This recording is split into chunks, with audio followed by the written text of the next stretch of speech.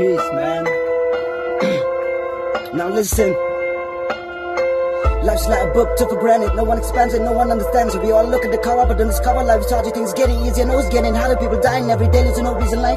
People discuss it for your eyes, making lies, no one hear your cries. We all complain with nothing to gain, while awaiting our pain. We all fall short, we've all done that, we've all been out and even worse. Everything fell apart, I'm broken to pieces. The depression seems to be pulling me down. I'm suffocated in this brain. But my mom's trying to raise me up, I think I'm mother from a broken home. Always kept faith with hope. It's life already shown me the hard way, cause I can't decide which is a better way. It's like a step of roses that reminds me of my past, where the problems just that I've been through. Well, I've said it all, and I said it with strong thoughts for right words. When I feel what's matter, what I'm gonna find my destination. I fight the situation with patience, I give pride, break me away, for it's never too late. Time heals, sometimes it doesn't. Cause that a feeling of emotion that grabs and lets you down. So how fading got the every reason why I still got the chance to make a better one.